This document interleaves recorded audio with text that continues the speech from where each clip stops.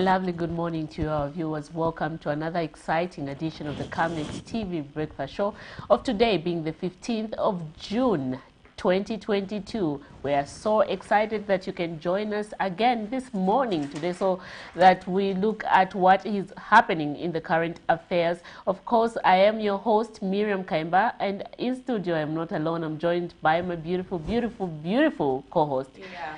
She will introduce herself. I won't do the introduction. All right, our Camnet viewer, good morning. This is a breakfast show, as my colleague has introduced. And of course, we are going to have a fruitful discussion for everyone who's tuned into Camnet TV. We appreciate you for being Camnet TV viewer, and we look forward to hearing you contribute to some of the things that are happening in the current affairs.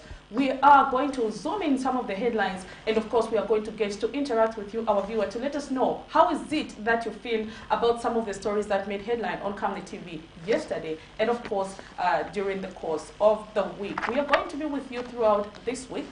And we are hopeful that we are going to get to engage and interact with you, our viewer. Exactly, Prudence. How is your morning, first of all? Miriam, I'm having a bit of a cough. Okay. But I'm hopeful that I'll get better as the day gets warmer. We hope so. Yeah, we hope so. But anyway, since you're having a bit of the cough, right about now we'll go direct into our morning boost. We do that exercise and see how we are going to run the rest of our show.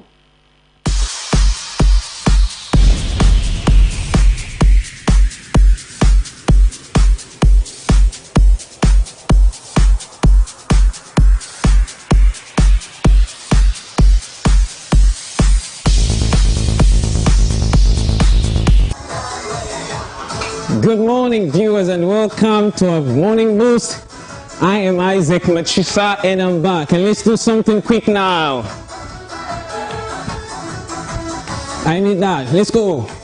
One each.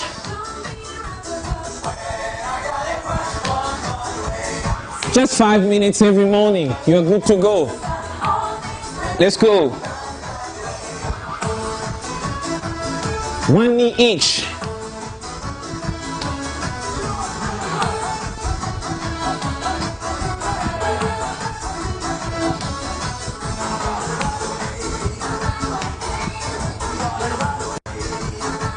Two knees now. 1, 2. 1, 2. 2 knees each.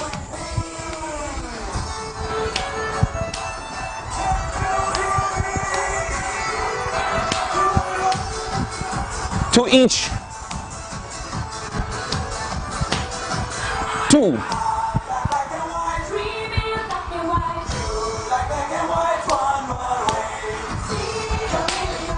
And back here, match. Let's match. Let's go.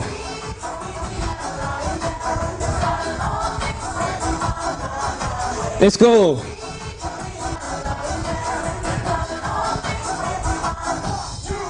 Go. Let's go. And we're going to do a little bit of abs today. A bit of abs. Let's go. Stay on it. Stretch. All right. Let's do a bit of abs now. Okay? Let's see how many we can do. So I'm going to lie down here. Join me. Come with me. Ready? No more crunch. Imagine you have a coin here. So you need to lift your head. Go.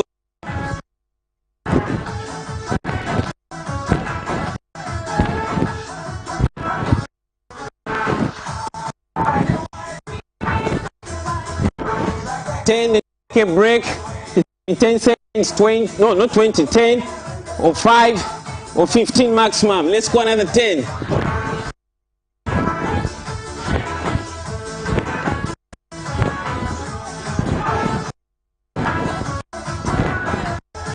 Let's go.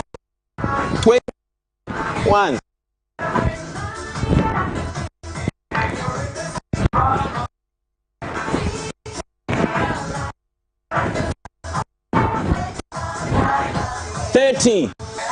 Okay, so let's do abs now.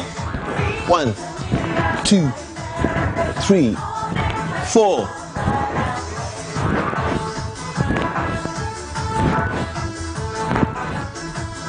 10.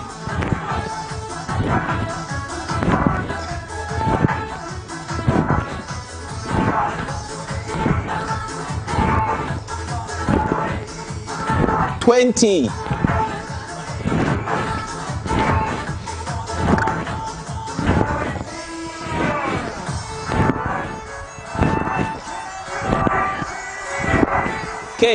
30. So remember, I need to be taking some breaks in between, but I need a straight 30. After 10 abs, take a 10 seconds break or 15. Let me give you my last 10. Let's go. 10, 9,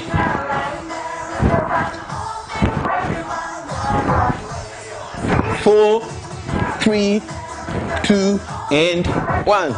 Okay. So try that, and it's gonna work good for you. Let's go. So that was for the abs. You do that, then I'm gonna introduce another workout, then we'll be signing out soon. Okay, so relax your muscles, and there we go again now. Let's work on the bats now. So I'll do 10 each. 1, 2, 3, 4, 5, 6, 7, 8, 9, 10. The other side. 1, 2, 3, 4, 5, 6, 7, 8, 9, 10. Next workout, straight. Then you go 1, 2, 3, 4, 5, 6, 7, 8, 9, 10. Last 10. Go. 1, 2, 3, 4, 5, 6, 7, 8, 9, 10. And good morning. Have a great day. This has been Isaac Matsa, and I'm gonna see you next week at the same time. Remember always to have a morning boost before you go out for the day. Thanks. I hope you have exercised this morning. It is always important to keep health. I emphasize when I come on this program that in order for you to be fit, pardon me, you have to ensure that you exercise so that you keep fit. Remember, you cannot do your daily activities if at all you are not in good shape. And one way sometimes we fight diseases that we don't even know in our body is through exercising. That's why if you don't do that, I think you need to have a routine where you should exercise. If, for example, maybe you don't manage to exercise in the morning when we come on the program, because maybe you're driving or stuff like that, this program is recorded on Facebook. When you knock off from work or when you have an extra time, you can just go back and play through the morning booth so that you can exercise. It's always important to keep fit for you to do your daily activities. I don't know about you, Miriam, my colleague, if at all you have done that this morning. I have. It's something that I always talk about, Prudence, and I always make sure that I exercise. But yesterday, unfortunately, I did not, but I tried to do so on set with Zipporah. Yeah. So once the day goes on, we always try by all means to exercise. We wake up at 4, exercise. Sometimes we wake up at 6, exercise. Yeah, so that's how it is. But right about now, we have Dr. Chelo Mwanza. Prudence, you know, it's always important that you know what is happening to your health. That's why we have the Healthy Corner in our breakfast segment.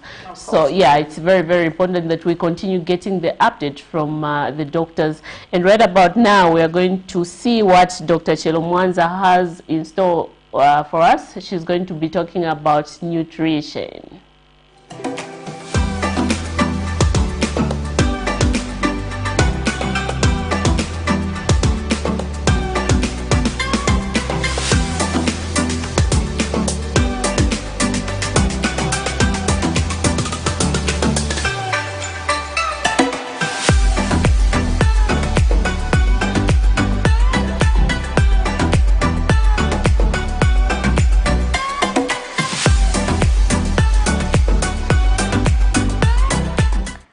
morning. Welcome to the breakfast show, in particular the health segment, which is proudly and happily brought to you by the Medical Women Association of Zambia.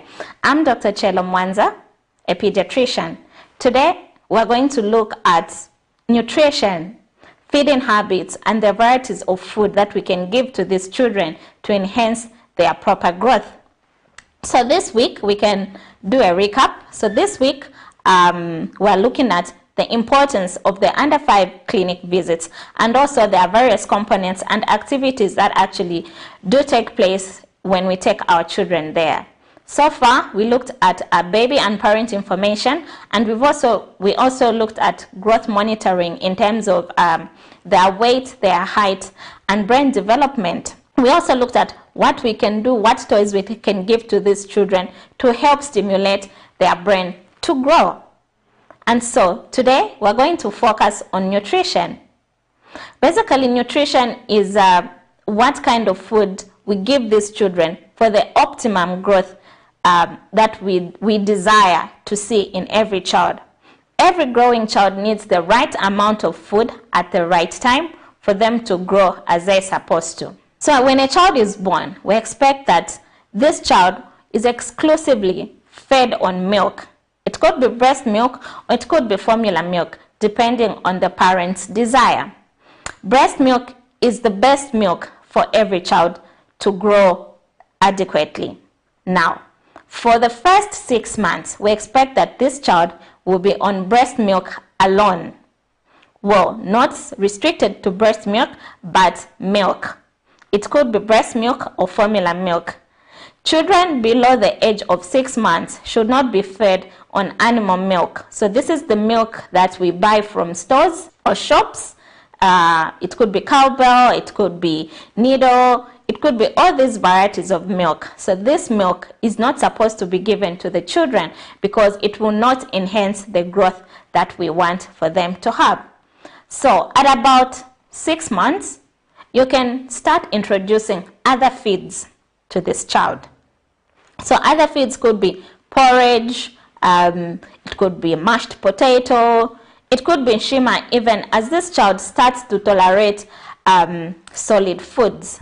Now, I should mention that there is no particular kind of food that is best to introduce when you start introducing foods to these children. Others say you need to introduce fruits before vegetables, and so on and so forth. It all depends on the baby's preference. What we need for you to learn is when you start introducing these foods, they should be balanced. Okay, so they should contain energy-giving foods. Those are the food that contain sugars, let's say mealie meal, rice, and so on and so forth. You also need to combine to the energy-giving foods the bodybuilding foods. Those are what we call proteins. So it can be beef, it can be sour, it can be chicken, it can be carpenter, it can be beans, it can be soya, whatever you are able to afford. You can also give them protective foods. So these are vegetables, fruits. And someone may ask, how then do you give, vegetables to this child that can barely, chew? It's not a problem. You can pound these various components of foods and add them to the porridge. You can pound the vegetables, you can pound the meat. In an event that you have a blender, it might as well work for you. So you may need to blend these various components of food and add them to the porridge. Even as your child starts to tolerate shima, you can give them all these other nutrients even through shima. So at the under 5, when you come for the visits, we have this card. So this, it shows clearly what kind of feeding we need to give this child. So you can see that from 0 to 6 months, this child should be exclusively fed on milk, like I have said. I need mention that if a parent opts to give a particular child formula milk, there's no one best formula to give a child, but it depends on which one the child tolerates. The brands could be different, but at the end of the day is what your child tolerates. And even as a family, as you decide that you will not breastfeed your child, you want to give them formula milk, you should be in a position that you can afford it. You have the know-how to make the milk. You have the adequate bottles. You have good water supply. You have the means of heating your water. And also that you can sustain. Because as a child grows, their demand for the formula milk will increase. So you should be, as a family, in a position that you are going to afford to buy the much needed milk. Sometimes what we do see is a family might opt to give this child formula milk, but then they make the milk so light that this child does not get the adequate nutrients, and the child ends up losing weight and not growing as they are supposed to. So then, if you come back to this chart, so after 6 months, when you introduce other feeds, it means that your child can breastfeed and have 3 other supplements of food. It could be in the morning, in the afternoon, and evening.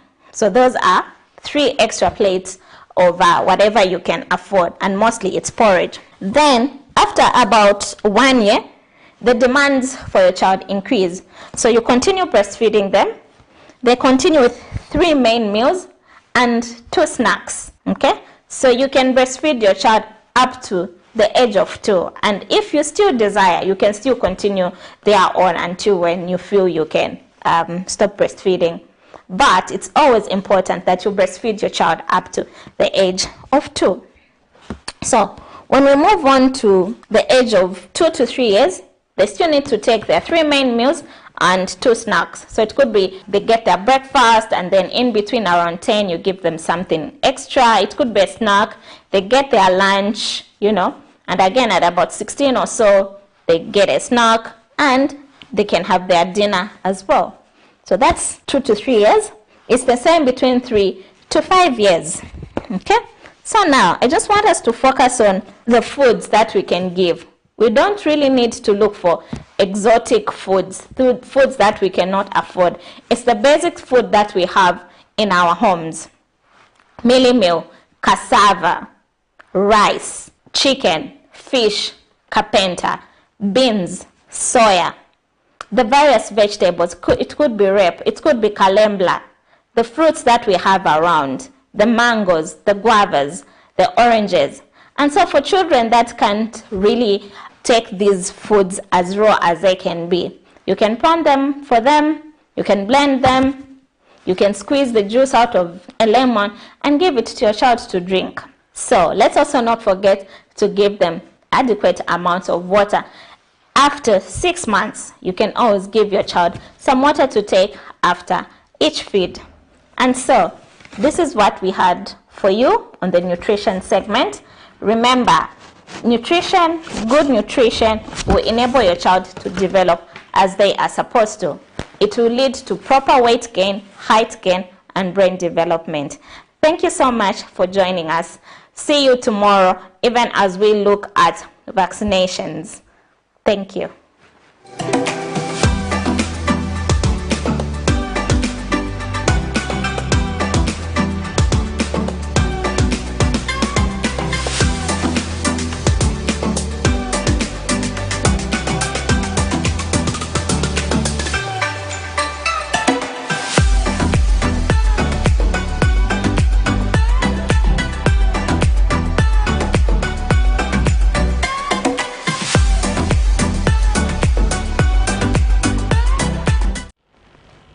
There you have it. That was a doctor from the Medical Doctors Women Association of Zambia. And of course, they were speaking about good nutrition. Very important aspect, Miriam, there that she's mentioned with regards to feeding or breastfeeding your children. Most of the time we wonder, why is it that our children don't grow tall? But you're not feeding them according to the way you should.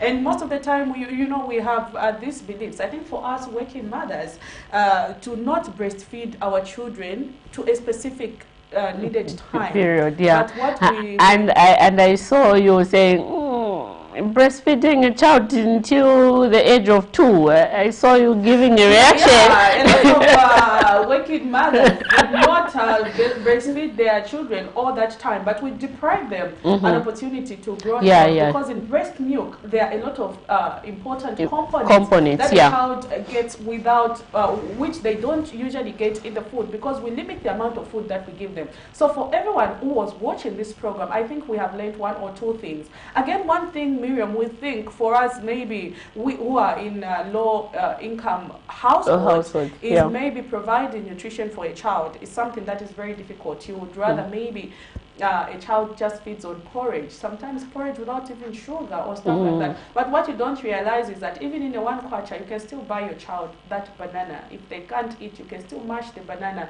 in a cup. If you don't have a blender, you can get a cup. You mash the banana with a spoon and feed the child. All that are methods of nutrition or nutritional way of feeding children. But the problem is we look at the broader picture, Miriam, and it's like go pick and pay and buy all these things. What we don't realize is that even the small little things that we ignore are very important for a child. Interesting.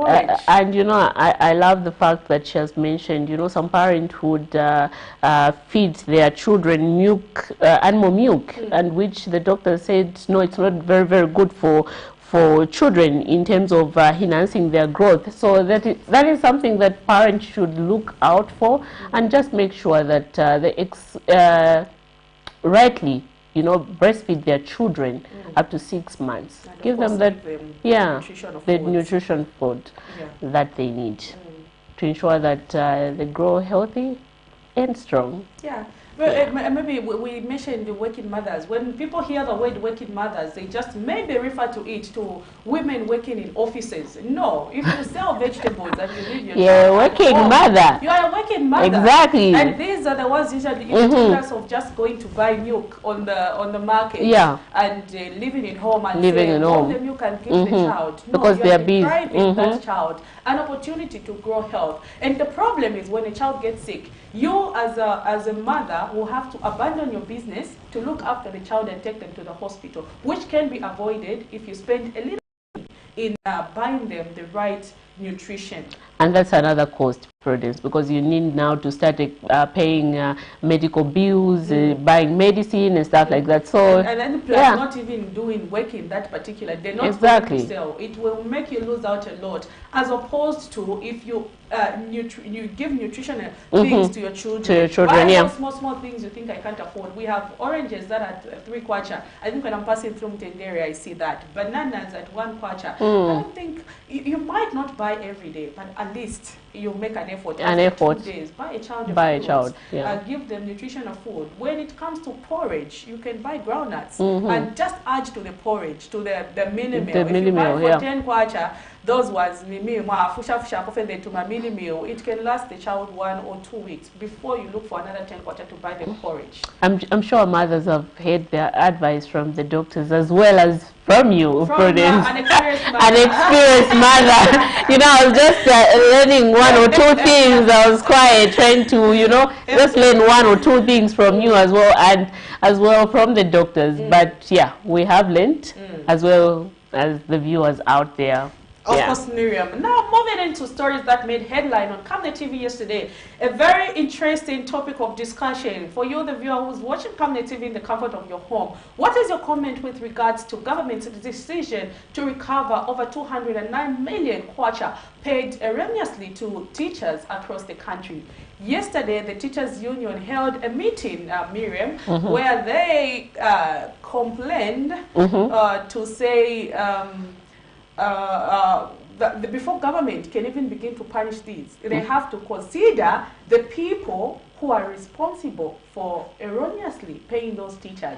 Their argument was the fact that most of the time you realize that they punish those ones but forget the ones who commit the crime. For everyone who's watching home, what is your comment with regards to that? But even before we begin to talk about that particular topic, we are going to look at the money market for today. How is it that the local currency is performing against other major convertibles? It's always important to know how is it that the local currency is faring against other major convertibles. So the Zambian kwacha against the euro is buying at 18 kwacha 89 in Ngwe and selling at 19 kwacha 26 in Ngwe. The Zambian kwacha against the British pound is buying at 20 kwacha 23 ngwe and selling at 20 kwacha 63 ngwe. The Zambian kwacha against the United States dollars is buying at 16 kwacha 76 ngwe and selling at 17 kwacha 09 ngwe. The Zambian kwacha against the South African rand is buying at 1 kwacha 04 ngwe and selling at 1 kwacha 06 ngwe. There you have it. That is our money market. Zambian kwacha against US dollar there at 17 kwacha 56 ngwe. And it has continued trading like that. I think this for the past 2 weeks. Yeah, for the past 2 to 3 weeks, we've seen the Zambian kwacha trending around 16 kwacha. Quite a stable currency that we have. And one thing that I'm excited about, Miriam, is the fact that the Zambian kwacha against the South African rand is buying at 1 kwacha 04 ngwe and selling at 1 kwacha 06 ngwe. The margin is very minimal for those who buy goods in South Africa. And we know that we import a lot of products in South Africa. Exactly. Yeah, so when our local currency is quite stable with other major currencies, it gives us hope, because it enables your business to stabilize. Miriam, you don't want to wake up today, you want to order goods from South Africa and you see the Zambian kwacha against the rand is buying at 2 kwacha. No. Your currency is at 1 kwacha.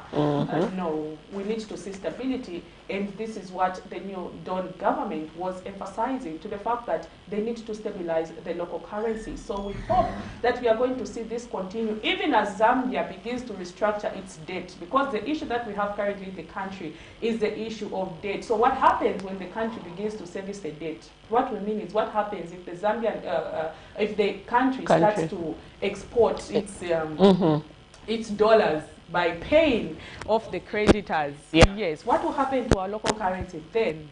These are the questions that we should be asking, and I hope the government is putting up measures to ensure that the effect does not really affect our local currency, Miriam. Yeah, we hope so. We really, really, really hope so, Prudence. Well, right about now, we'll go direct into zooming our headlines. But before that, I just want to mention that by 8 hours, we will be opening our phone lines so that you can join us and contribute to the topic of discussion that we are going to be having this morning with the UPND Deputy Secretary General, Gertrude Imenda. Looking at how they addressing national issues under the new Dawn government. Anyway, we hope that you will be with us until we end the program, and hopefully send us your contributions and your calls, just calling us direct, and also sending us your messages on Facebook. We will be able to read those comments and give feedback so that you're part and parcel of the show. But anyway, right about now, we'll go direct, Prudence, into zooming. I'm eagerly waiting to, to get what the whole teacher union briefing was all about yesterday, and just see the outcome, Yeah, exactly. For you, who's a teacher and has been affected by this recovery, let's get to hear what is your comment. And exactly. The teachers union yesterday really, Miriam, offloaded a lot of things. You can see the anger in the heart of these people, because it's going to greatly affect their members. And of course, their argument also was the fact that, some of these teachers, when they see these abnormalities on their payslips, they go to report to the DEBS offices. But the problem is the people in charge are not doing their job. That's why we've seen this. Also, they've argued that the payslip, before there is someone who manages the payroll. So when they've seen that there are all those happenings, why is it that they don't work on it? They just relax and wait for government to come and tell the teachers to repay back when they are not affected. So their argument is the government should first start by dealing with the people who manage the payroll. Exactly. What is your comment with regard to that? My question would be, if they saw those, mistakes, and why did they not deal with them? What is supposed to be done? Anyway, only government knows. Let's get to play that clip and see what we are talking about. The revelations by the government through the Ministry of Finance that it will recover over 209 million kwacha erroneously paid to teachers across the country does not seem to sit well with teachers' unions. Friday, 11th June 2022, the Ministry of Finance issued a statement where it indicated that the Office of the Auditor General recently conducted an audit on the payroll for the Ministry of Education for the financial year 2017 to 2022, which revealed that over 209 million kwacha was erroneously paid to the teachers and will be recovered. And Tuesday, 14th June 2022, 7 teachers' unions across the country met in Lusaka and have demanded that the government should first start by dealing with the responsible officers managing the payroll in the education sector before it can even think of recovering the said resources from the affected teachers. Recoveries have taken place in the past, but they have not solved the problem. Because those that do the erroneous payments are left scot-free. They are not touched, they don't care, they don't feel anything. Even right now, it is us teachers running around. Because we feel very soon we shall suffer recoveries. But those that did pay this erroneously, hey, they are enjoying their sleep. The teachers' union feel recovering the said resources does not provide a lasting solution to the challenge, but dealing with the problem from the grassroots. Teachers go and report and complain to the Office of the Debts and the HRS. They go and report, they complain, but nobody helps them. We try. That's one good example I can give you to show that teachers go and complain, they go and report, but those who are reported to do nothing about it. They do nothing because they know that there's nothing that is going to happen to them. The union said they will engage the government over the matter to see how best the issue can be dealt with to ensure that the affected teachers are not choked. So even in this matter, if they hate that, okay, we are going to recover from the teachers who were erroneously paid. And those who paid them erroneously will also suffer recoveries. You can bet. Come 2022, you are not going to see erroneous payments. So our appeal again is that, look, before the recoveries are done, we need to engage. Among the teachers' unions that attended the meeting is the Basic Teachers Union of Zambia, BETUZ, Professional Teachers Union of Zambia, PROTUZ, the National Union of Public and Private Educators of Zambia, NUPEZ, Secondary School Teachers Union of Zambia, SPETUZ, United Teachers Union of Zambia, UNITUZ, and the Zambia National Union of Teachers, ZANUT. Prudence Chota, reporting for Camnet. There you have it. Those were 7 teachers' union, among them SESTUZ, BETUZ, PROTUZ, NUPEZ, and of course others who yesterday gathered, and of course they expressed a lot of disappointment at the way the conduct of the payroll officers are dealing with the issue. And of course the DEBS, district administrative officers, have equally been put on the chopping board with regards to this issue, where the unions feel they are failing them because they are not performing their function according to the way they should. For everyone who's watching us in the comfort of your homes, on your gadgets and stuff, what is your comment with regards to that particular clip which we've just played, where the teachers union are saying it is unfair for the government to only punish those who benefited without dealing with the people who commit the atrocity by erroneously paying these teachers even when they know that the teachers have moved. Another aspect, Miriam, that was brought in yesterday was the fact that most of the time when a teacher is being transferred, these unions, the DEBS officers, they don't really complete the process, which has been leaving these loopholes. Because you've seen a teacher has been transferred to another school, it is the DEBS and the human resources duty to ensure that they change particular things. But they don't do that. They just sit in their offices and wait for the government to come and deduct money from these teachers, which of course they are now saying was erroneously paid. Imagine if you were paid for a year, you should be owing a lot of money. I know you have a loan already, and then government says it's a burden already. It's a burden. I can imagine, Prudence, you have a loan and you need now to pay this. Wow. I could see the furious, you know, the anger when they were holding that press briefing. You could tell that they were really, really upset. Yeah, of course they are. But of course, as a teacher, and of course, again, Miriam, they mentioned the fact that some of these teachers, they go to report to the DEBS office to say, I'm seeing strange things on my payslip. But the people in those offices don't usually act on them. Can that be true? Are they not doing their job? Why? The question is, why are they not doing their job? And also the question I would ask is, can that really be true? Do teachers go to these district administrative offices to report to say you have double paid me, or for my housing allowance, I'm not entitled to it? Do we have teachers who do that?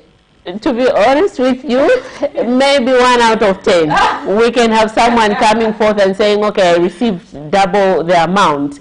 But having a lot of people coming forward, I don't know, but that's my opinion, Prudence. Maybe perhaps we should get some of the district administrative officers to come and defend themselves on this program. We were supposed to actually have Petu's anyway, we don't want to speak on their behalf. Yes, he was supposed to be with us in studio, but unfortunately they've traveled to other parts of the country where they're, of course, engaging their members on these issues, and they couldn't make it. But we are hopeful that we can have them on the program next time so that we can get to interact and get them to respond to some of these happenings and questions that have been popped up. Do we really have teachers going to report to say you have overpaid me for double class, or you have overpaid me by giving me accommodation when I'm accommodated?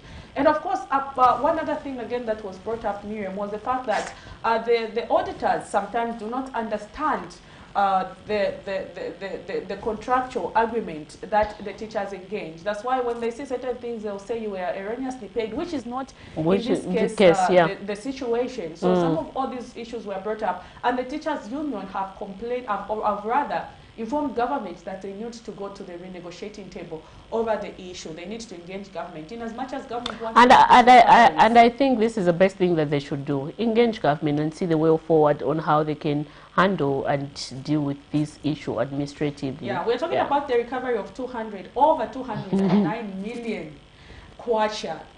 Quite a good amount of money. Quite a good amount of money, and over 9,000 teachers have been affected in this exercise. Over 9,000, that's a good number. And of course, people are worried that it might deal with... It looks like we have a call, Prudence. Let's get that call and get to hear the view. Hello, good morning. Morning. Fine, thank you, sir. How are you, and where are you calling us from?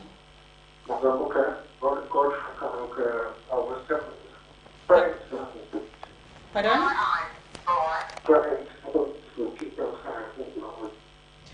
We can't really get you. The line is bad. Quite speak up.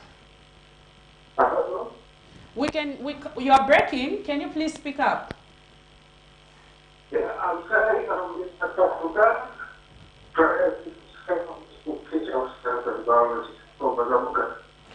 Mazabuka. Please, sir, go ahead with your contribution. Yeah, it's unfortunate that these elections are coming through, but as a procedure, when the Officer General Finances is, of course, recovery has to be made. Our case sheets are very clear. If you have no payment, you put, I think that is started there. And then I wanted to make a comment as well on the Indians.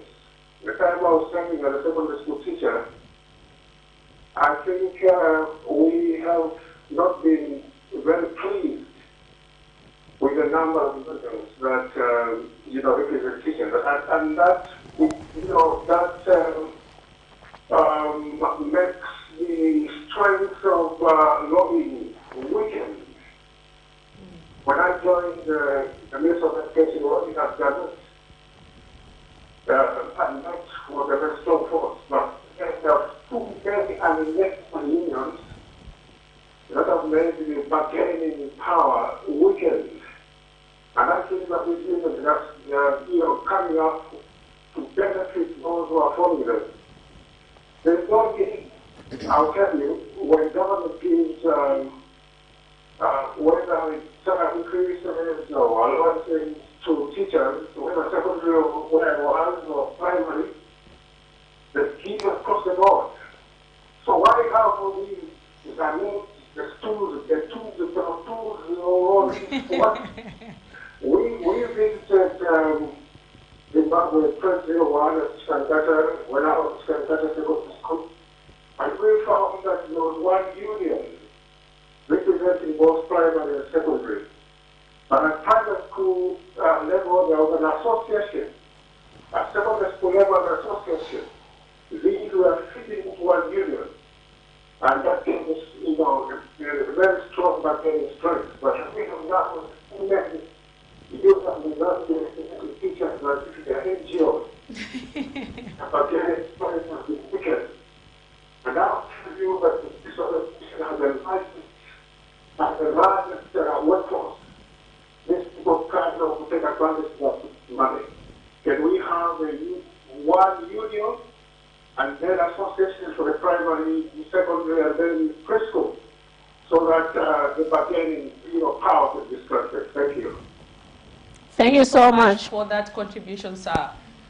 He has brought up a very important aspect there, where he argues to say we have too many unions as if they are NGOs. Can we please have one union? And they are unnecessary. Do you also hold the view that these unions are unnecessary? We have too many unions. We are not supposed to have, we can have one union and then the rest we just form an association. But do you also hold the same view that they are even failing to lobby well for the teachers? But of course, it's also brought up an important aspect which we are discussing this morning, to say it is clear on the payslip that if you receive any abnormality or anything that you are not titled to, you are supposed to report. And we've seen that some of those teachers don't do that. But of course, some of the unions yesterday argued to say some of the teachers have been doing that. They've been going to the DEB's offices to report, but they've not acted on that. So we don't know. That's do we have? We needed them to come here, Prudence, and just tell us: do we have statistics or the number of teachers who have gone to report if they see such things?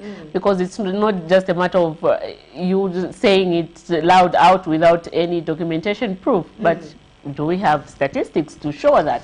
So anyway, we hope that we will join them, they will join us, some other day we can feature them on the show so that they'll be able to explain, and also just them having their comment on our previous caller's contribution on why he's saying that these unions are not necessary. We have too many unions, like NGOs. I'll keep quoting that. That was something that caught my attention. We need one union that is going to be presenting all the teachers. He also mentioned that at the time he was joining the education fraternity, they only had Zanut as the only union, and it was strong.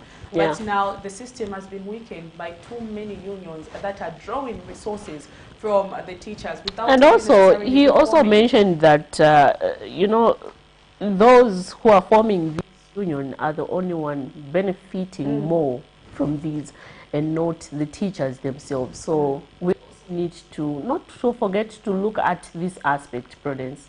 We don't have to do that. Of course, Miriam. We are also going to zoom in another story that made headline yesterday.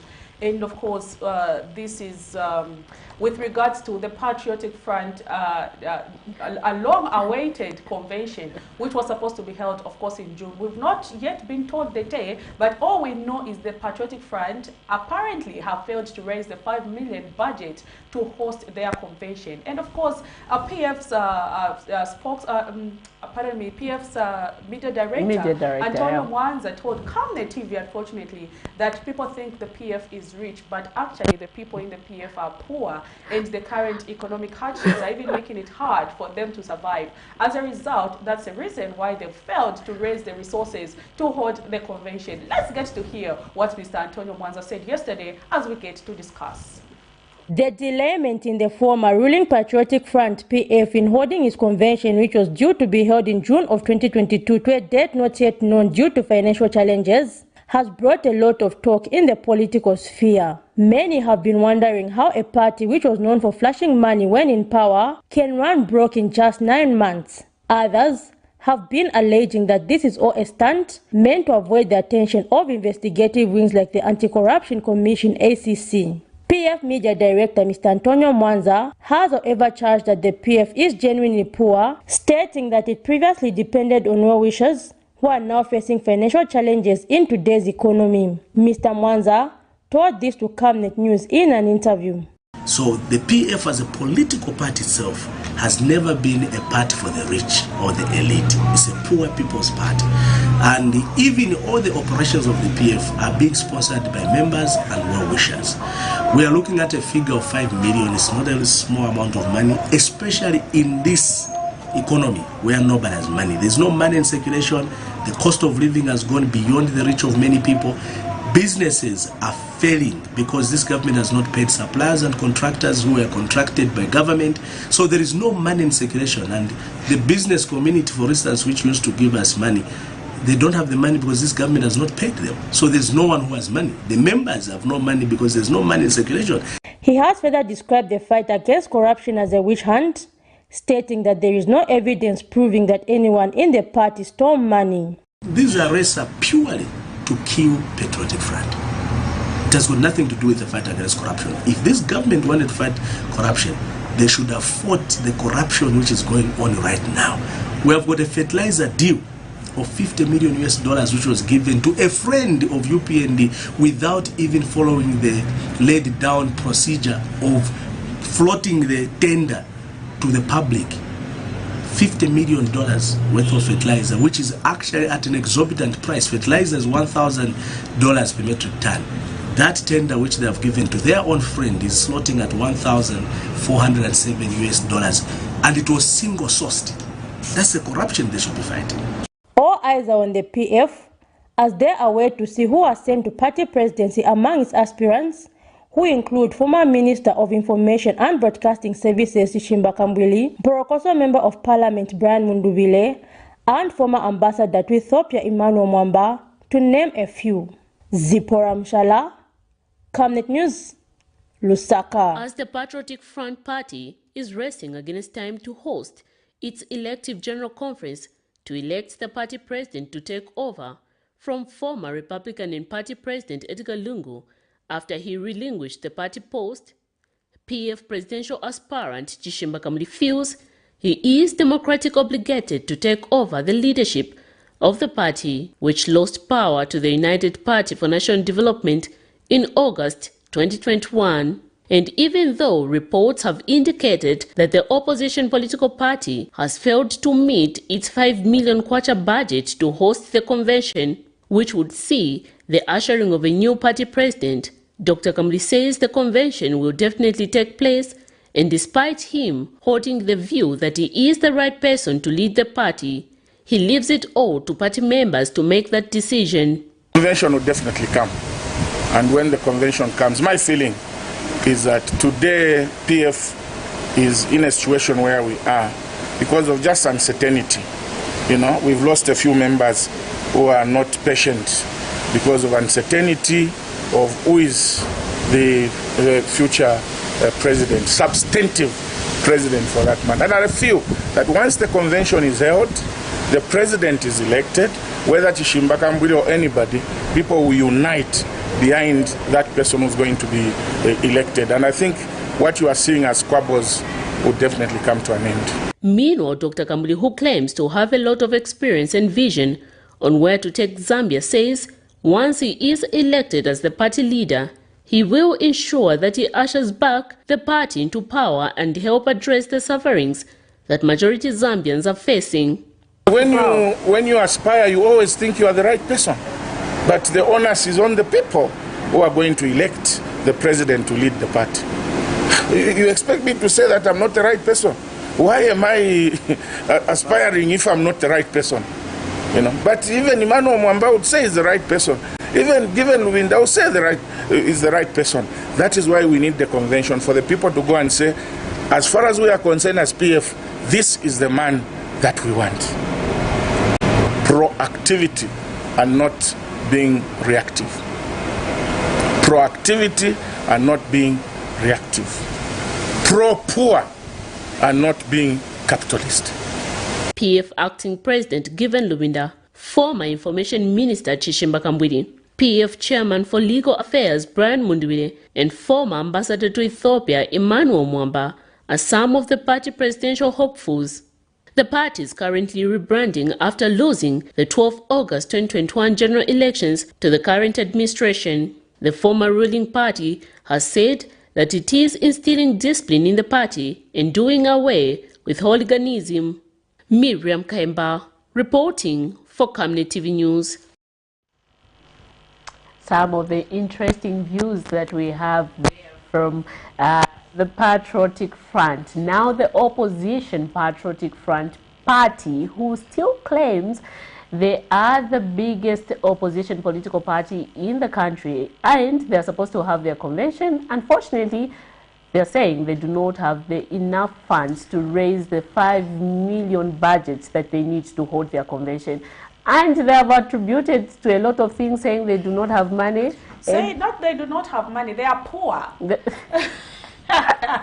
Do you agree with us that the Patriotic Front members are poor and they are being perceived that they have resources? Mr. Antonio Mwanza, they are argued to say most of the resources that you saw in the PF when they were in power were being sponsored by people from the outside. But those sponsors are now failing to do that because of economic hardship which has been brought about by the current United Party for National Development administration. As a result, they are unable to hold their convention this month because of that. Do you agree that that is the case? We have a caller on set. Hello, good morning. Good morning. Thank you so much. You're through to Camnet TV. Tell us your name and where you're calling us from. Yeah, I'm calling from Kabwe. It's good to know Kabwe is tuned in this morning. Please go ahead with your contribution. Yeah, my observation is that the standard procedure for handling any claim of that nature for people who are waiting is to raise a taxes against the person who claims who did that. So for the union to set up a system where they know that the standard practice for any complainant is to raise the taxes, the tax person is protecting job. So in short, the government has been very lenient to recover the money. What is required is just to recover the money in a particular manner. That there is no purpose of saying, no, now we will do hardship. No, it doesn't make sense. There is no one who is not late enough among the government officials that is good to the union officials. They understand this position. It is an offense. So, it is not an offense. So, don't even go for anything for that kind of bad practice. No. So, when they know the way to get that is make sense. So, whether you oversee your paper that this person withdraw money, with the full content that he was against the staff, you simply raise a tax sheet. And then the person is against the job. That's all. So that is that the dispute application, the government is the government, and they know they charge those people. They all want to be disputed. So the next thing is just be quiet and talk about other things. Not be trying to say very wrong. No. That's what it can delay. Sufficient delay to say this is wanted. Now you are disputing a person who delays your money matter. Does that make sense? So let's start from the agreement to be simply quiet. That's all. If you always ask your people, let them write the agreement to say it and share it. It should be stable. So let's talk about something which is making sense. Okay. Thank you so much for that contribution. In case you're wondering what his contributions are attributed to, he is attributed them to the earlier clip that we played where the teachers' unions across the country, 7 teachers' unions met in Lusaka, and they've complained over government's decision to recover over 209 million kwacha erroneously paid to teachers across the country. Their argument, though, is that they are not opposed with government's idea to deduct that money, but they are opposed with leaving the people who handle the payslip without them being affected. Their argument is that they should be dealt with. They are saying if the government deals with those who handle payslips, such kind of erroneous payments in the future will not be avoided.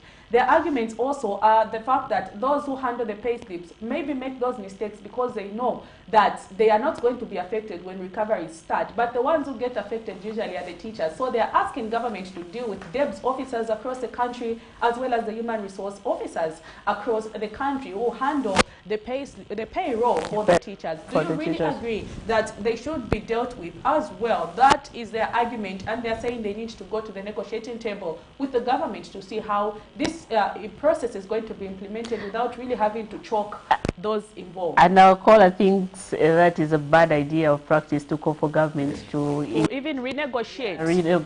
Because it's got his own point. Yeah, So of course, he feels when people receive these monies, it is clear, but you decide to ignore, and when the recovery starts, you start complaining. For him, he says, let the unions focus on other things rather than such pertinent issues when it is clear that someone who erroneously gets paid and withdraws that money and uses it should be in a position to repay back. Yeah, exactly. Anyway, Prudence, your view on the two clips that we played for the Patriotic Front. I don't know, Miriam. I don't really want to speak for them, but they have spoken to say they are now a poor party. Party members in the Patriotic Front do not have resources to hold the convention. They failed to raise the 5 million kwacha needed for them to hold a convention so that they can elect the new president to lead the party, even as we go to 2026 elections. So Mr. Antonio Mwanza says the PF has failed because the people who are sponsoring the party were not party members, but from outside. And they failed to give them money because now this government has made things hard. Businesses are not progressing. So the business people are sponsoring them. The economy is in a crisis. There's no money. There's a high cost of living. Interesting, Prudence, that they were being sponsored from people outside the party. Anyway, I wouldn't want to, you know, say much. Would let them, you know, comment on their own issues. Yeah, exactly. And of course, we are going to allow you, the viewer, maybe perhaps to comment over this. Yeah. Do you agree that Patriotic Front members are poor and they can't raise 5 million needed to hold their convention? Or is it that there is a lot of debate with regards to who should take over the presidency? Maybe this is why people do not want to contribute that money. It might be maybe that party members have a feeling of who can take over. And maybe they don't support that particular person. So they decided to withhold their money so that they don't go to a convention. We don't know. We are just speculating. But for you, the viewer out there, do you really agree that the Patriotic Front administration is poor and cannot afford to raise 5 million to hold the convention? Yeah, of course they did tell us, they have told us that they are currently rebranding themselves after losing power to the current administration, which is the United Party for National Development. But anyway, this is the party which still claims they are the biggest opposition political party in the country and still offering the necessary checks and balance to the current administration. But anyway, and of course, we saw last week where about 12 political party leaders came together to form a coalition that is going to challenge the United Party for National Development going forward in the 2026 elections. That coalition involves the EEP leader, Chelufia Tayali, the Patriotic Front themselves. We saw Savoy Mboila from the NDC. We saw Fred, is it? DP? Yeah. Oh, we have a caller? Over that issue. So we have a caller. Hello, good morning. Morning. Can you kindly tell us your name and where you're calling us from? Please go ahead with your contribution, sir. My contribution is that is not what they are saying that they don't have money for the foundation. That is the big lie. They have money to what they are scared they got cases. That's all. Okay. They are fearing. In case they get someone and they get him to go to after election, what is going to happen for them in the party? That's my contribution. Thank you so much for that contribution there. Someone feels the Patriotic Front, it's not true that the Patriotic Front members are poor, but he says they are scared of being taken to court with a lot of court issues that are happening. And of course, Miriam is mentioned to the fact that today they might elect a new president and tomorrow they are arrested because of the current arrest, which they call a witch hunt against the opposition. Yeah. In case that happens, the party again will remain without a president. So they are scared of having to pay that money over an issue that again might lead to court issues and spending a lot of money as a political party. Well, that's his opinion that we respect, that the party is currently scared to hold its, to pay the money, to raise the money or come forth that this is so much that we have raised to hold our convention because of the court cases. Of course, they have attributed Prudence that the current fight by the New Dawn government is a witch hunt. The current corruption fight is a witch hunt. So, yeah, anyone who might come forth to show that they have enough resources to fund the party, maybe they fear that they might be followed by the law enforcement agencies. Anyway, give us your call and so that we get to talk about this and get your contribution. Yeah. And of course, another aspect there, we saw Mr. Chishimba Kambwili there saying he is the right person to be president, like anyone who is claiming. But he says, let the people decide. He wants the people in the party to decide who should be elected as the next leader to lead the Patriotic Front. But I know he's, of course, mentioned to say he is the right person. But even about now, we are going to take a short breather and we will be back. Stay tuned because we are going to be allowing our guests for today to settle down so that we get to interact and discuss. Stay tuned to Camnet TV. We will be right back. Don't go away.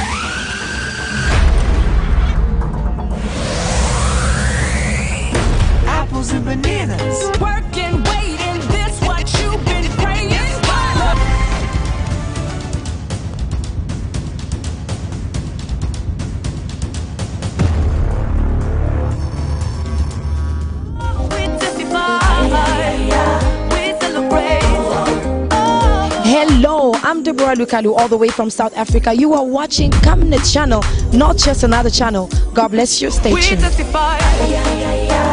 celebrate for all you've done. Lord, we give you all the praise. Oh, we testify. We celebrate for all you've done. Lord, we give you all the praise.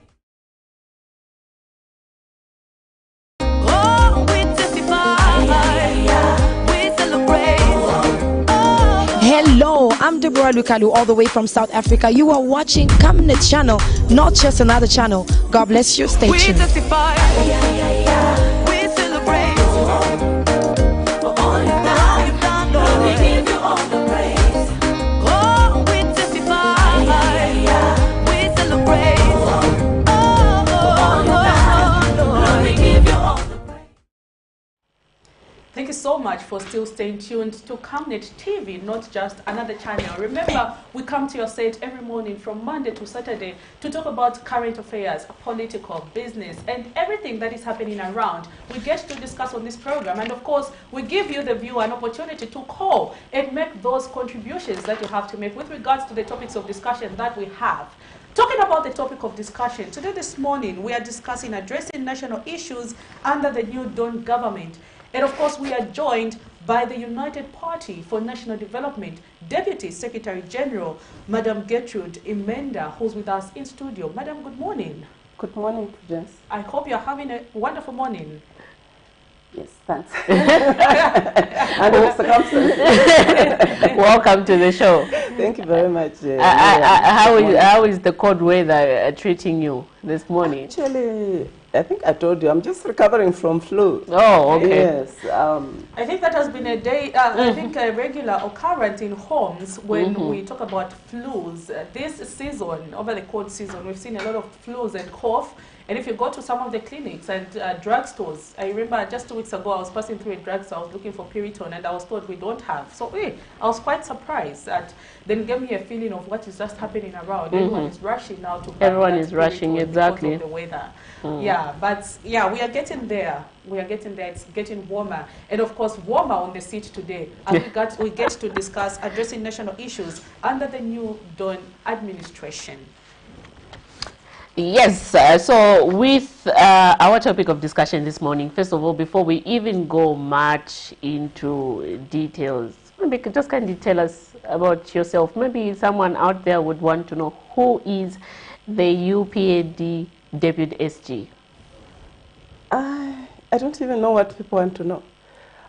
My name is Gertrude Menda. I'm a Zambian. I'm a Zambian, and you help run the affairs of the party. Yes, yes. Okay. The secretariat, the administration part. Yeah, I think that's about all. How long have you been with the UPND?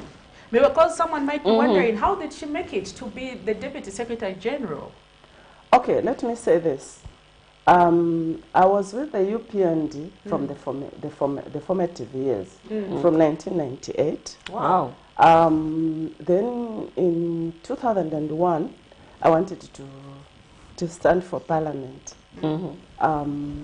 But I was not adopted. Understandably so, because there was Mr. Crispin Siveta, who was also coming from being an independent member of Parliament, and was standing on the UPND ticket. So definitely the party gave somebody who is already a seasoned person in Parliament. So I wasn't adopted. Then 2011, I wanted to stand again on UPND ticket. But the Luena that I wanted, they had already got somebody else. But I wanted Luena. So when ADD approached me, they said they wanted somebody to join them. I said, well, actually I want to stand in Luena, but I know that Mr. Milupi is the member of Parliament, and he could be standing there. So they said, no, if you join, because Mr. Milupi is standing as a presidential candidate, so you stand a very good chance of becoming a member of Parliament. So I did that, and I won on an ADD ticket. But my heart has always been with the UPND. So when time came, just at the end of my term, I came back to my party, and I've been there since. But I wasn't adopted in 2016. But that's the story. So I've been from the beginning, except for that period when I got an opportunity to stand on another ticket. I'm sure you should be excited to see now the UPND taking over office after about 22 years of the party being in formulation. 28? 23 years. Interesting. That is wonderful, being a member for that long and finally living that dream where the party now is in power is something that is a privilege. But of course, when you were in opposition, you did make quite a number of pronouncements of what you will do as a party when you get into office. And we're seeing a lot of people saying you are not living up to some of the promises that you made when you were in opposition as an opposition party. So let's talk about first, we are going to go step by step as we dig deeper into this issue. And we are going to talk about first the issue of let's talk about youth employment. Youth employment. Yes. Of course, when you just won the election, the general election last year, getting it from the previous administration, which is the Patriotic Front, you did make several pronouncements. Talk about youth empower. You did promise youth empowerment to the youth, and there are some claims You know, we know vis-a-vis there's CDF that has been increased to ensure that also the youths benefit from that, but there are some claims that you're not living up to your standards as a party. What's your take? Up to our promises. Out to your promises. You know, when we said we were going to, when we made promises, we have a 5-year term, right? And we did not say on the very first day we are going to, these things are going to materialize. It is a process. And in the case of youth employment, for example, we have the recruitment of teachers, right? Recruitment of teachers, that is part of youth employment, isn't it? Because you have seen they are even saying those over 45 are not being employed. So that is part of youth employment. What about medical personnel, health workers, if you like? That is also part of youth employment. As I said, it is a process. There are still processes that are coming. We have not yet recruited in the police force. We have not yet recruited in the army. We have not yet recruited in the Zambia National Service, in the immigration, in the prisons. The process is still going on. So we have to do one thing at a time. At the moment, the process is on teachers and health workers. Talking about youth empowerment, yes, it's a very big step from CDF from 1.6 million to 25.7 million. In there's a lot of empowerment in it involved. But it's not just the CDF. But again, the same issue of CDF, when you talk about it, people have argued that its implementation is not being seen. Perhaps maybe the party is regretting having gone that direction, because this is 6 months from the time this year, and of course about 4 months from the time that resource was dispersed to the relevant ministries, but nothing has been done. Can I first finish what I was saying in terms of empowerment before I come to your question? There are also, we also have under the Ministry of Youth and Sport, there's an element of empowerment there, right? We have the Ministry of Small Medium Enterprises. There is an element of youth empowerment there. Even in the Ministry of Commerce, Trade and Industry, there is an element there. We have the Citizens Economic Empowerment. That one also, there's an element of empowerment there. So it's just a question of people meeting the criteria. Those things are very, and people are availing themselves to those opportunities that are being offered under the schemes, if you like. So all those things are available for youth empowerment, and for just empowerment generally. Of course, youth being maybe a major component.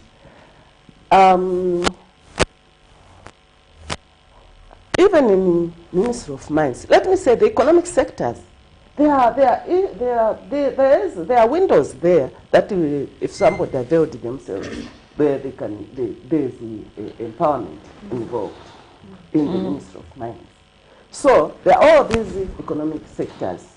We are building the tourism industry. Once we get investors to invest in the tourism, there'll be employment involved in there once there's investment in that sector.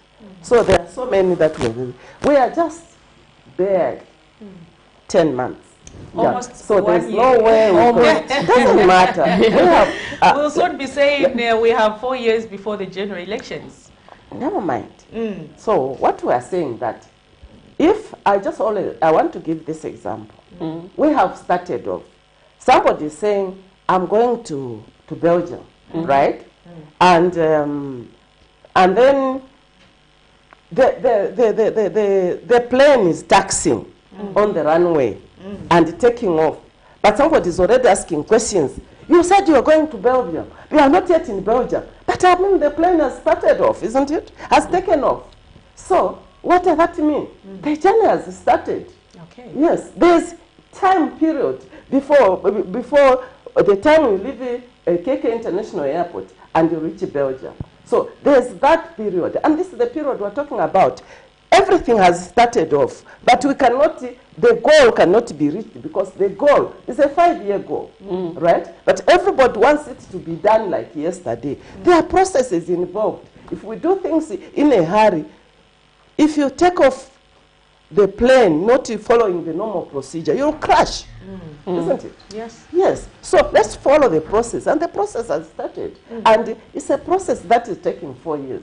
But everybody's saying, "Oh, you know, you promised, you promised." Yes, we have started, and haven't we started on our promises? We have. Maybe I can take this opportunity to say, so far on our promises, what have we done? To show that we are already in the process. Okay, I've already mentioned the recruitment of teachers and what the process is there. We have already implemented free education. That was one of our promises. It is already there. We have paid retirees. We have we have paid Tazara workers. We have just so many things that we've done. The council workers who were in arrears, so many months in arrears, we brought them up to date. And so we are in the process. We are on a journey. And this journey takes 5 years. Talking about free education, you've mentioned the aspect of free education. We have seen some stakeholders and opposition political parties that have argued that the way the enactment of free education was done was not properly conducted, on the basis of the fact that you can't allow everyone, including those that can afford, to say, can you stop paying? They said it was supposed to be strategically applied to an extent where at least those who can afford do something. In such a case, it's going to be a constraint to government coffers. And in the end, you'll find that it might be like in the 1990s where the project was abandoned. You know, Miriam, the same opposition political parties, the same opposition people. When I remember when somebody wanted to say, let's maybe those who can afford, the same political parties, no, you promised free education, there's nothing like discriminating or segregating or something. And we've done just that. And then again, they're coming back and saying, no, you should have done. So, you know, you can't satisfy people. They are there to criticize, yes. And we have an agenda, right? We have a goal, and we just move on. At least what we have done, there's nothing that you can do which the opposition party will appreciate. They always try to punch holes here and there, but hey, that will not stop us. We are on a mission, and we are going to accomplish that mission. Talking about CDF, about 5 to 7 million has been released, and we're in the second quarter of the year, from the initial 25.7 million. And these monies, according to the 2022 national budget, it was supposed to be released in January this year. Let's talk about that. We've seen the resources, maybe just an addition. We've seen the resources for the first quarter were released. They've not yet been implemented. We are done with the second quarter, of which resources for the second quarter have not yet been released, together with the first quarter resources still in government coffers. So what could be your comment with regards to that? Did the party strategically plan how the implementation of the CDF was going to take place? You know, the money has been released for the first quarter, right? But up to now, because of the processes, the take-up by those involved, it is still an ongoing process. So the money for the second quarter is still there. Once that the money for the first quarter has been done, definitely it will be pushed in. What's the point of just putting money in those accounts, which will sit there, it's not being taken up? First, decongest. Let the first one be taken up, then you put in some more. That's how government releases money, actually. Do you think it's one of the ways the UPND is I beg your pardon, let me finish. That's how government works. Even ministries provinces and spending agencies, when they release money in the budget, they release, and then once that has been taken and utilized, then they release some more. Like that. But do you for the think second the quarter. delay So it has to in- be done, it has to be taken up first, it has to be utilized. You Don't don't you- just make it sit there. That is a very, commercially, that's not the right way, the right thinking. Yeah? That's a very important aspect that you brought up. But do you think maybe this is one where the government is trying to escape from ensuring that it completes releasing the 25.7 million kwacha by the end of the year? Looking at the rate at which it's been absorbed, are we even going to manage to have all the 25.7 million kwacha into the constituencies? What's important is let the money be utilized. That, you see, that is the way, what can I say? The way governments work, right? Even in the past, if the money is not taken up from ministries, provinces, spending agencies, that money normally comes back to the coffers. It has to be utilized. It does not make commercial sense for you to put money to sit there doing nothing. No. Let the money, as it is utilized, you put some more. Not just putting it like that. No. Let it be in the treasury and then released as and when it is needed.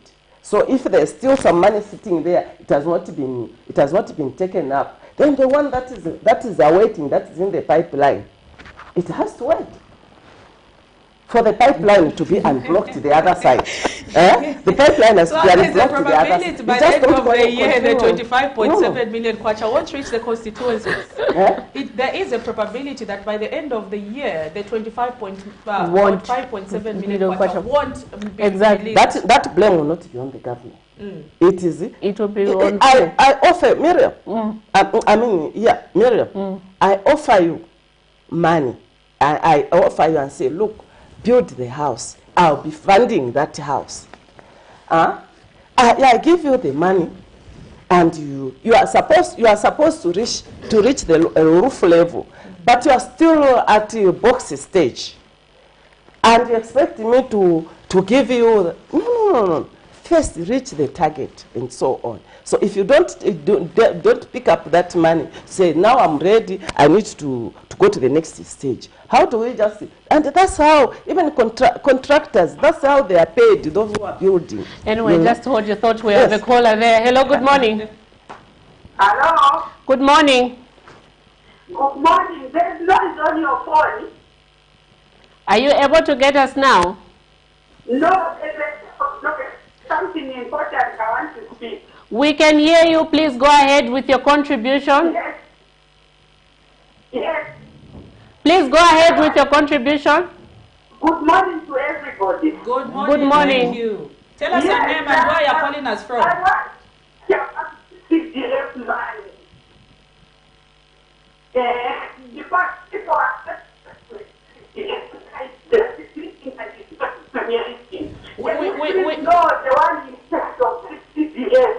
Because people are expecting that they will get the money they're supposed to see. Now the money is just resting there. And that is that. People think the president is not working. We're not talking about any policy that is the we will still tell our folks of this line so that we can import that to use your own. Good morning, thank you. I know your line was not really, she was in a hurry to make a contribution. I didn't really get her. Okay, the line was pretty bad, but if I get you correctly, if I get from what I was able to pick up, she's saying that we need to know who is in charge of this CDF money. People are anxiously waiting for this money, but we don't even know who's holding it and where it is sitting. And why is this delays with regards to and she also mentioned that this is making people seem to think that the president is not working. I heard. Yes. My understanding, the money has already been sent, right? Now, it is now the procedures to access that money. That is, those are the ones that are still going on. But the money is there. Okay. Yes, the money is there. The lady, she didn't tell us her name. Let her go to her constituency development committee. There are procedures though to access that. And it's something, if you went to the bank and you say, I'm looking for a loan, and they say, yes, we have approved your loan, but you need to bring your title deed, right? You need to bring your proposal and so on. If you don't submit those, the money is there. The bank has already, it's there, it's ready. But meet the conditionalities of accessing that money. And that's what it is, even with CDF. Right? Has your administration done enough in terms of sensitizing those who would want to, maybe get some funds to form cooperatives, especially the youths? And of course, your political party members also, have you reached to them to explain? We have done our best, but maybe I can admit that we should do better. We should have done better. Yes, but we have sensitized to some extent. But yes, I'm not sure whether the person in Chief Kambombo there really understands the procedures and understands the procedures and so on. The person in Jimbe, in Mwinironga there, whether an ordinary villager there who wants to access and they understand and so on. Even the issue of cooperatives, yes, we have mentioned, but some people, there is also the issues, the procedures to form a cooperative and things like that. Some people have phoned me, say, well, we want to form a cooperative, but they want to charge us this and this to form a cooperative, and we don't have the money. You see what I mean? So some of the things is meet us halfway. We have offered what is on the table. Do your best also to make sure you form a cooperative and access that money. You cannot 100% do everything for you. Pay for your transport to move from Jimbe to go to the Boma or whatever. No. They say where there is a will, there is a way. You have to help yourself to be helped.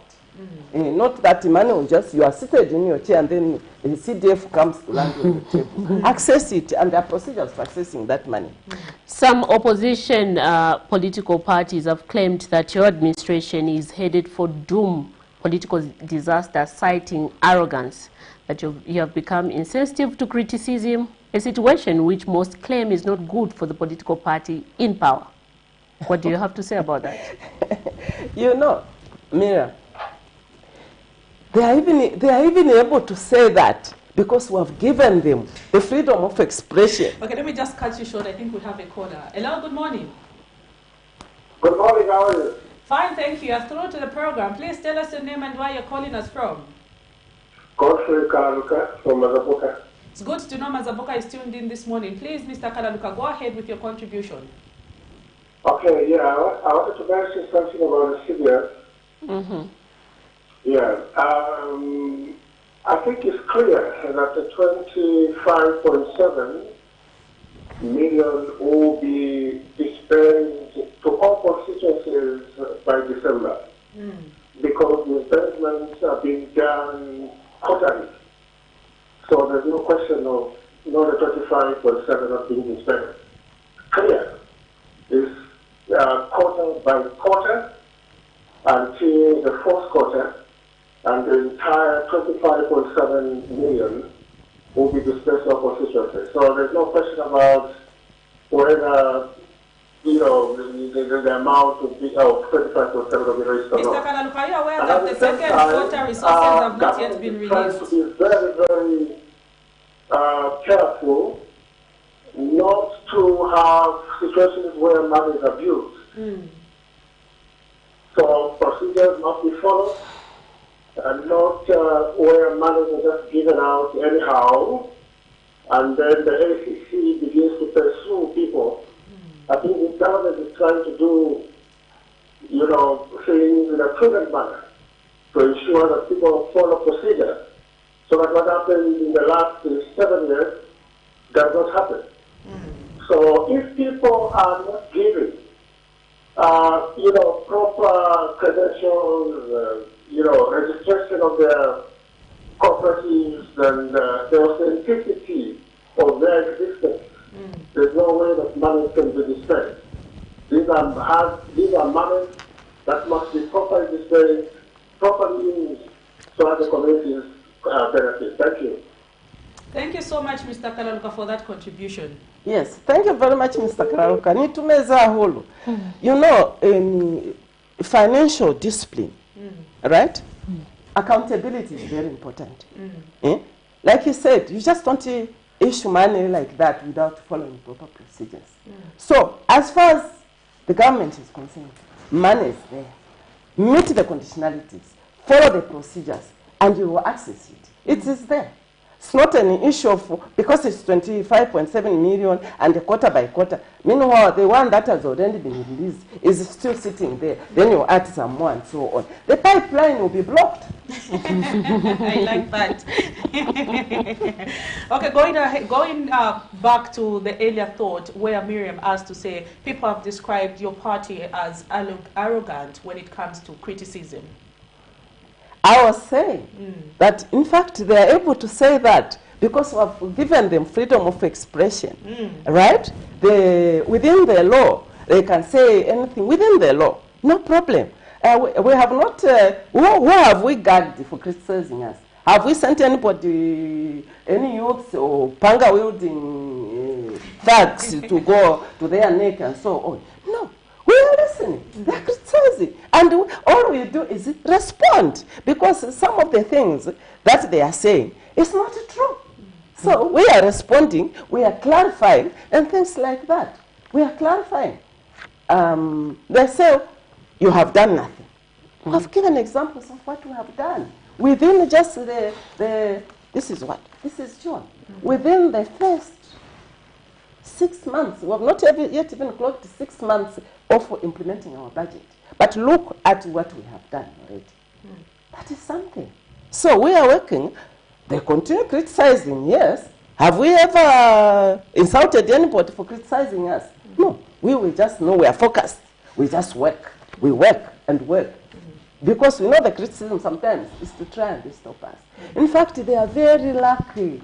Because even they are taking this scenario that we have given them, this freedom of expression and so on that we have given them. Even other parties, they are aligning themselves. They want to be heard. Some of the criticism is just that they want to build their party so that it is seen that, oh, so there's the Kamuria Kamseka party. Okay, fine. And so on. Yeah. Opposition political parties, about 12 of them. Among them... We have a call. We have a call. Hello, good morning. Please tell us your name and where you're calling us from. Speak up, please. We can't hear you. Your line is pretty bad. Please kindly speak up, sir. From Mansa. Please go ahead with your contribution, sir. Yes, I want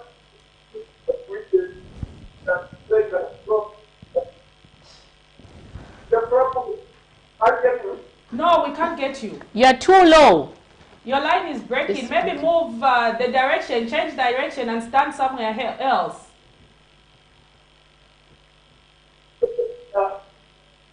Okay, we'll have to catch you so that you call back. We'll catch you so that you call back. We'll be able to pick your call. Please call us back. We were unable to hear you, but please call us back so that we can hear what you have to comment over the issue. So I was asking the question to say, we've seen 12 opposition political party leaders, or rather members, among them the Patriotic Front, the NDC, the DP, and others have formed a coalition to challenge the UPND in 2026. They believe that you equally did that in 2021 and you had PF removed out of power. And they're saying there's no time to waste. This party has failed, and 2026, come 2026, we are going to work together to ensure that we remove the UPND from power. Do you think that is a threat to you as a UPND, the forming of this coalition? No. It's not a threat at all. First of all, the people themselves, do you think currently the people would want to go back to the PF? Would people really want to go back to the lawlessness, where the cadres were taking center stage? Do you think people want a situation whereby even the police were powerless because the cadres had more power? Right? Do you think people want to go back to the gassing? Those are still fresh. To the violence that was there. Ask anybody whether people wanted to go back, to want the cadres to return to the intercity and to the markets and get those. Just hold your thought there. We have a caller. Hello, good morning. Hello, good morning. Good morning, sir. Welcome to Camnet TV. Please tell us your name and where. Kindly tell us your name. One more time for Mother Booker, Godfrey Kaluka. Okay, please go ahead with your contribution, sir. Yes, thank you. We will get ready. Answer. Yeah, I wanted to say something about the opposition. I think sometimes people must be very serious and very sincere. The economy was wrecked, and anybody who is genuine should know that the huge debt that Zambia has at the moment is insurmountable. And you cannot develop a country without dismantling this huge debt. It's like somebody, messes up a market, a kitchen, and then somebody else comes in, before cooking a very nice meal, he begins to clean, also begins to clean that kitchen. And the one who messed up the kitchen begins to, to blame the one who's trying to clean the kitchen before cooking the next meal. And that's what this opposition is doing. Can you tell me how you can develop a country with a debt of about $20 billion? 30 billion? Accrued, it's going to go somewhere there. It was another setting. Because it's external and instead of debt. And I'll tell you what will lead to this book. In the 27th year, the equal accrued is $7 billion. But this guy, in less than 10 years, they accrue over $20 billion. This is unacceptable. And the current administration is trying to address that huge insurmountable debt. And these guys must be humble now, the peers from the side of the party, to accept that the Union is trying to do something, dismantle the debt, then bring investors, begin to grow the economy, and then to put money in the services to the people. But even before that is done, the Union is already doing something. Sometimes people must be able to appreciate. Thank you. Thank you so much for that contribution. And of course, we are running a little bit out of time, so I'm going to ask you to finish your thought. What was I talking about before I was interrupted? Of course, the threat by the I was saying, will the people really want to go back to, would they want the cadres to go back to intercity and the other bus stops and the markets, extort money by violence, and would they want to go back to that lawlessness and so on?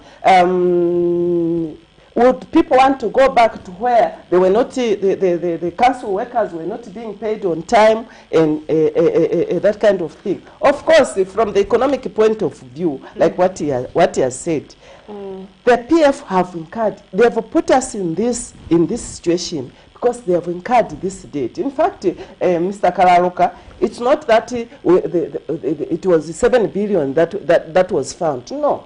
In 2011, when PF came into power, they found a debt of only less than 1 billion, right? But within 10 years, in fact, it's not 20 billion, the current debt stock, domestic and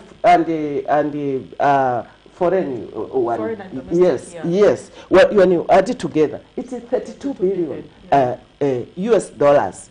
Now, within that 10 years, and right now is pushing, making us work very hard. You can see the president is working very hard to try and see how we can dismantle this debt. Because if you have that debt, how are you going to run the economy?